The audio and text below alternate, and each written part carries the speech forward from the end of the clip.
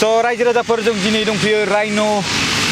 playground माने rhino club प्लेग्राउन्डआवहाय थाइखाजरा चिरां बेवहाय जोंहा OSD to CM श्रीजुत प्रमोद बर' सारनि डक्टर सांग्रां ब्रह्म सार बेयाव दङ आरो बिथाङा माखासे बाथ्रा बुंगोन 68 मा होनो भारत रत्न गपिनाथ बरदलैनि मोनसे ट्रफिनि मोनसे फुटबल गेलेनाय जागोन बेवहाय माखासे फुल डिटेल्सखौ दा खोन्थागोन माब्लानिफ्राय जागोन आरो माब्लानिफ्राय जाया बेसिकेलिथ' 25 to 30 होनना बुंदों स' आरो बिनि सायावहाय माखासे रायजो राजाफोरनि फोरमायना होयोब्ला गाहाम जागोन जे बेवहाय जि फैगोन नैबे खेल जानो गोनां बेयाव हाबाफारि सोलिगासिनो दङ दा जोंहा जेनेखि 68 बड'लेण्ड ट्रफि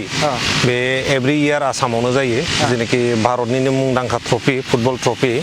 बियो जोंहा एबार गिबि खेबनि थाखाय बड'लेण्डआवबो नैबे थाइखाजरानि जेनेखि राइनो स्पर्टिं क्लाबनि फिल्ड बे फिल्डआव जागायगोन थारमाने गिबि खेबनि थाखाय जागोन दा 25 तारिखनिफ्राय जोंहा जानानै 30 तारिखसिम जागोन टटेल बाहाय मोनब्रै टीमा पार्टिसिपेट खालामगोन बिनिनि गेजेराव दं जोंहा नोङो हमनानै ला बिराद मुंदांखा टीम ISL टीम हमनानै ला नोङो नर्थ इस्ट इउनाइटेड FC बाहाय गेलेफैगोन जोंहा दङ नोङो शिलं लाजं FC जेनेखि I League चेम्पियन जाखांनाय बे टीमा फैगोन आसाम रेजिमेन्टेल सेन्टार शिलंनि बेबो टीमा फैगोन आरो जोंहा जोबोद गोग्गाथाव बाथ्रा बावा जाहैबाय कि जोंनि लकेलनि मोनसे टीम इउनाइटेड चिरांदुवार FC बेबो गेलेगोन नैबे बड'लेण्ड खाबु मोनगोन आरो एकदम थागथियारि जागासिनो दङ दा गिबिथार मेट्च जेनेखि ओपनिं मेट्च जोंना 25 तारिखआव जागोन 25 तारिखआव नर्थ इस्ट इउनाइटेड FC आरो जोंहा जेनेखि लकेलनि टीम इउनाइटेड चिरांदुवार FC बे मोननैनि गेजेराव बादायलायनाया जागोन गोगोम जागोन 68 भारत रत्न जे गपिनाथ बरदलैनि मोनसे ट्रफि खेल जागोन बेयाव बड'लेण्डआव मा बेनिफिट जाहैगोन गोहोम खोख्लैगोन दा बेनिफिटआ जोङो मोनसेखौनो बुंनो हायो कि जोंनि गेजेराव जोंनि जेनेखि स्पर्ट्समेन स्पिरिट आरो जेनेखि जोंनि जायगायाथ' मिथिखागौ फुटबलनि थाखाय बिराद टेलेन्ट दङ नेसनेल इन्टारनेसनेल खेला गेलेहैबाय बड'लेण्डनिफ्रायनो दा जोंहा जेनेखि गामि सिङाव थाखोमानाय टेलेन्टफोर बेफोरो थारमाने बेफोरबायदि खेलाखौ नुयोबा जों एनकारेज जागोन बेनो जोंनि आरो गिदिरथार बेनिफिट होननानै जों सानो आरो अके स' आरो बिनि गेजेरावहाय जिखिनि बे खेल जागोन बेवहाय देरहायोब्ला जायफोर देरहागोन बिथांमोना मा मोनगोन जेनेबा बिनि सायाव देरहानाय टीमा जाहैबाय 2 लाख रां मोनगोन आरो रानार्स आप जायनाखि टीम जागोन बियो 1 लाख रां मोनगोन 1 लाख सेमि फाइनाल आरो फाइनाल मेचआ गुवाहाटीयाव जाहैगोन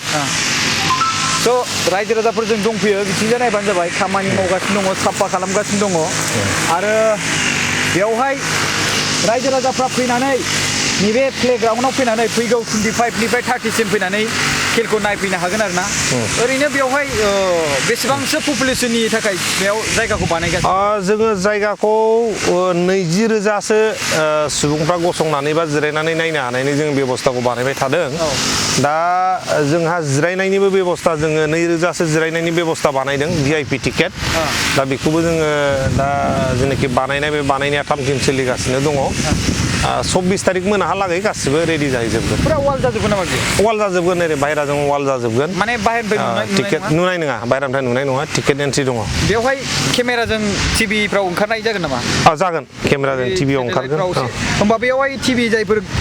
नुगोन बेवहाय मा फैसा होनायनि जेनेबा टेलिभिजनाव जाहैगोन ना एक्सट्रा जे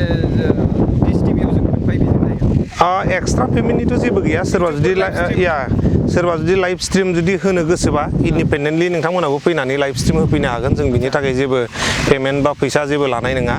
जाहाथे जोंनि गेजेराव वाइड पाब्लिसिटि जायो बयबो टिभियाव नायनो हायो दा बेखौ जोङो रावनिफ्रायबो जेबो पेमेन्ट बा माबा लानाय नङा अके स' होमबा बेवहाय फैगौ 25 निफ्राय गोबां गेदेर दिनैसिम माने जोंनि बड'लेण्डआव जायाखै आरो बे भारत रत्न जे 68 भारत रत्न गपिनाथ बरदलैनि जि ट्रफिनि जे फुटबल खेल जागोन बे जागोन जोंहा राइनो क्लाब प्लेग्राउन्ड थाइखाजरा चिरां डिस्ट्रिक्टआव जागोन आरो बे बाथ्राखौ जों मोन्थिनो मोन्दों कि डक्टर सांग्रां ब्रह्म सारनि नाजानायाव बे खामानिया जादों बिथांनि एफर्ट्सनि थाखाय बिथांनि नाजानायनि थाखाय जों गोसो गोरबोजों जे बड'लेण्ड हालामनि जानानै जोङो थेंक इउ जासियो जे बिथांनि दारैनो फैदों होननानै जों बे बाथ्राखौ मिथिनो मोन्दों आरो बिथांखौ जों माने लास्ट एन्डिंआव बेखौनो मोनथिबावनो लुबैदों बिथाङा पाब्लिकफोरनि थाखाय माबाफोर मेसेज जेनेबा बे फिल्डआवहाय गिबियावनो आं बुंगोन आं हारसिं नाजानायाव जायाखै जोंनि थाइखाजिरा ओनसोलनि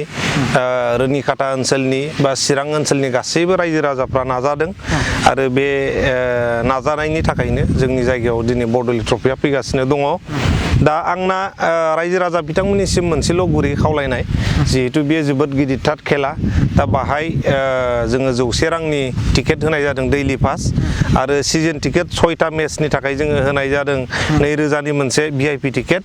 दा बयबो लोब लोब फैनानै टिकेटखौ लानानै जाहाथे नायफैयो आरो बेखौ मोनसे गिदिरथार